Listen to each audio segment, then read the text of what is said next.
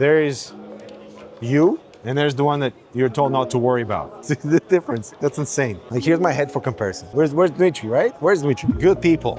Cooler Master back in the spotlight with a HAF II 500. So the cool thing about this enclosure are these two ginormous fans. So this is a 220mm fan at V40, which stands for 40mm thickness. They don't actually tell us any information about CFM or anything like that, but the cool thing about the case is, like, they've designed the case frame around the fans first. And the benefit of designing the case frame around the fans is that if I remove this magnetic front panel, which by the way looks absolutely sick, reminds me of like a proper car grill, not the garbage that we're seeing lately, but this is magnetic. There's a high performance dust filter on the interior that's of course removable. I do like these little naming plate elements. So we have the HAF on the left side and we have the 500 on the other. So you have a little bit of that brand identity. Like, it's quite sturdy, it is plastic, but it is not black. So it's like a bit more graphite gray. So there's a bit of color contrast. The star of the show, man, these two massive 220mm fans. We do have holes in the front here, potentially if you want to replace them for like a 420 rad or some other fans, but like, what would be the point? This is the star of the show for the enclosure, so if you replace them, maybe don't get the HAF 500 in the first place. Now, when we look at the back, here we have a 180mm fan for exhaust, which is absolutely insane. It's very close to the motherboard AIO. They've done some compatibility testing and they say there is no compatibility issues regardless of how tall your motherboard heatsink might be in this area, so that's a good thing to know.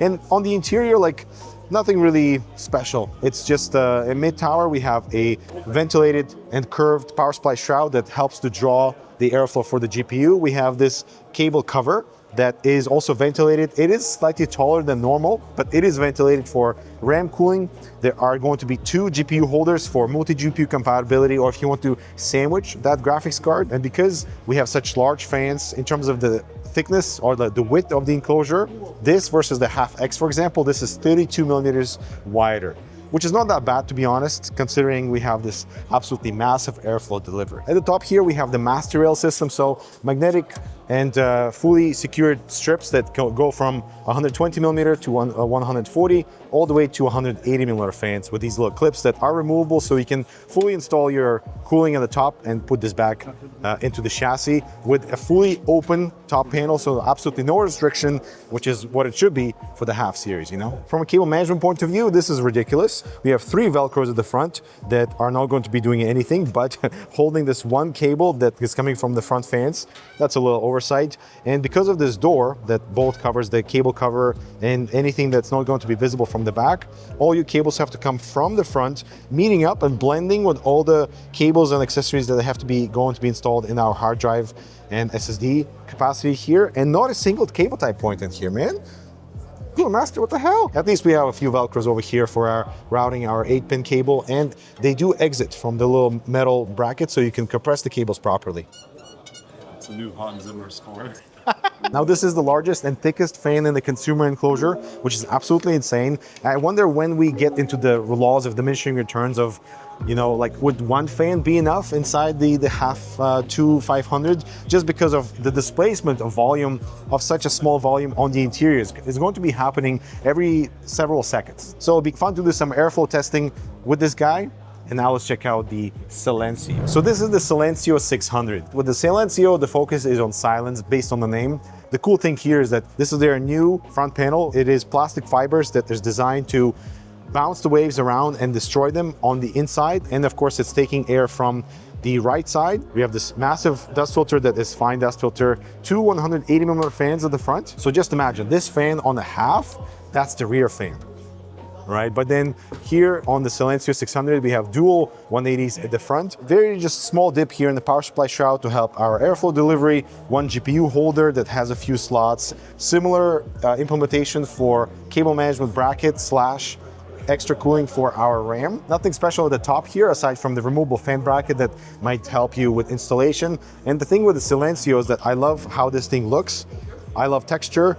It is slightly flexible. Right now this is a prototype, so hopefully they're gonna make it rigid enough so that if you take it multiple times and out, it's not going to be an issue of something of these small clips snapping off or something. But the idea behind the Silencio is 35 to 40 decibels at full speed on those fans. And this is the biggest advantage of going with the larger fan, but they don't tell us the CFM numbers yet, or like how fast the displacement of volume happens on the interior, but you can be running this thing at like 1,000 RPM in order to achieve fantastic CFM and airflow delivery, but also because the fans are big, they're moving air, but there's no hum, because the airflow with larger fans usually is very, very quiet. Pricing is not yet finalized. We're looking at between $180 to $200, which, you know, it sounds a lot, but I hope that Cooler Master is introducing enough, both on the airflow side and the acoustic side front, that might encourage people to, again, try Cooler Master products. And given the whole component pricing situation right now, I think everybody's trying to do their best to keep the consumer, you know, in line, so that we don't have to spend arm and a leg on the computer case. So this is the design for our Dubai friends, golden limited edition PC case of the Master Frame, the little one. And here we have the Cosmos with this very beautiful piece that is good for both dust filtration and airflow, just because of how the pockets are designed. Ibra, would you rock this, Mr. Dubai? No? There's this interesting thing, the stainless steel Cube 540. If you see any resemblance to an Apple chassis, it might be because they might have had something to do with that. Beautiful handles, like very cool. Oh my God, that feels real good. Proper stainless steel to reveal all your fingerprints. And we got wood veneer. Not a huge fan of the bronzy elements. Also really good feet. Nice, like very rubberized. So these fans are mighty impressive, but I know there's some more cooling stuff. Let's go to Michael. They made RAM cooling.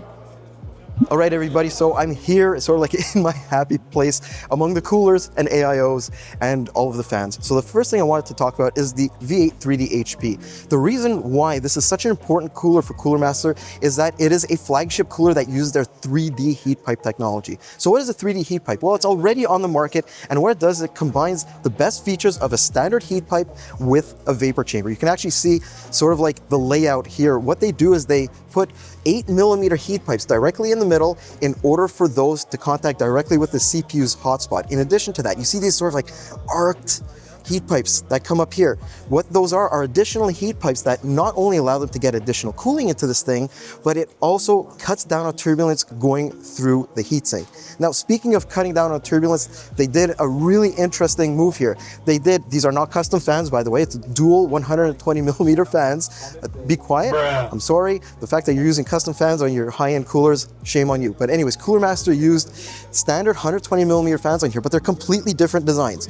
So what you're gonna see here is an optimized fan for the inlet LCP blade, so very high-end fan here, and a completely different fan for the exhaust. Now this is supposed to optimize that airflow through the heatsink itself. Something else you're gonna see here is that this is only a single tower heatsink, so you get a lot better memory compatibility than some of the other heatsinks out there.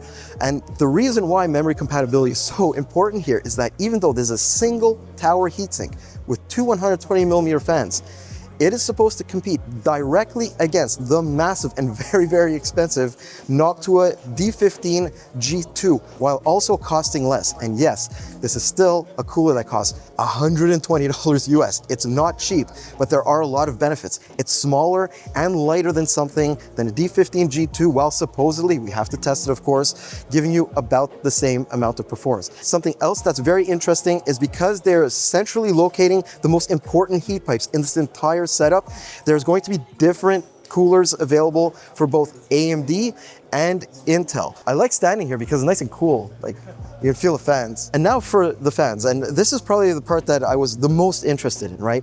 Because we've already seen metal fans on the market, and the reason why some manufacturers use metal fans is because it keeps like a stability to the fan structure, so you can run them at higher RPM, and you can also eliminate a lot of the gap between the fan blades and the fan structure. But check this out. I'm not gonna touch this. Listen to this. So this is a fully aluminum fan, aluminum blades, aluminum fan structure. What this has allowed Cooler Master to do is run these specific fans at up to 4,000 RPM with an optional kit.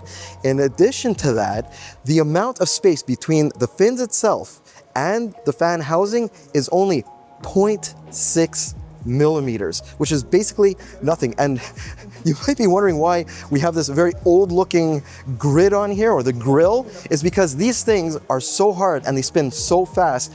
If you touch them, you're going from, like on a regular plastic fan, from hurting yourself to almost losing your finger supposedly. This also stops this from munching cords, because at 4,000 RPM max, if you have any wayward cords running around your system, they're gonna get munched too. Now, moving away from sort of like the full aluminum approach, because these things are going to be up to $40 a fan for 120 millimeter versions. So that was the Masterfan A series. Now moving on to the Masterfan M series, we have a little bit more of a budget approach. So like $20 to $30 per fan, which I understand it's not cheap in any way, shape or form.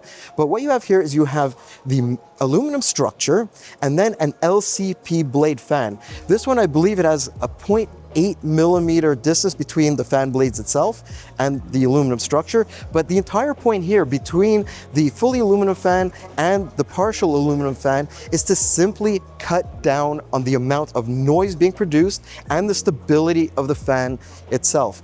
Now, that is so important if you want longevity out of your fan, because a lot of the reason why you get fan death, bearing whine, and all these other things is just the fatigue of the fan blades, the fan structure, and what that does to the motor, the bearings, and everything else. And Cooler Master thinks that with this design, they have the stability, they have an industrial double ball bearing on the all aluminum fan and a magnetic bearing on the little bit more affordable Masterfan M series. And the nice thing about the magnetic bearing is that it eliminates just so much of that bearing noise that everybody seems to hate, especially when it comes to like that high-pitched attenuation in the sound. So how do all of those high-end fans translate to the next generation of all-in-one liquid coolers? And this is Cooler Master's G11M concept AIO cooler. Now, what they're trying to do here is create a cooler for the next generation of processors. And according to Cooler Master, even on the consumer side, Intel, AMD may be pushing their next generations to 300, 400 watts. So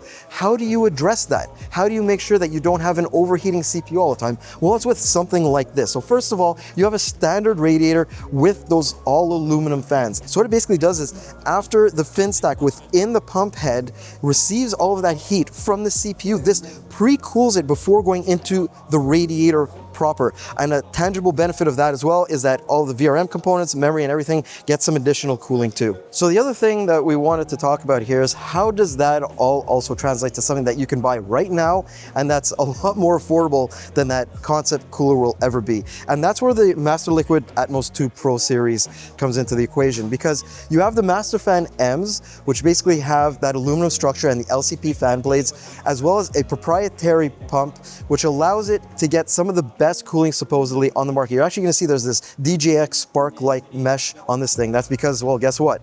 Cooler Master is a DJX Spark partner. And the last thing I wanted to talk about is the $100 Cooler Master Atmos 2 Stealth. Now, we reviewed the original Atmos Stealth, and it's actually one of the best price performance coolers that we've ever tested in the 360 millimeter category. Now, this one has been improved in a number of ways. First of all, there's a thicker radiator, there's a revised pump.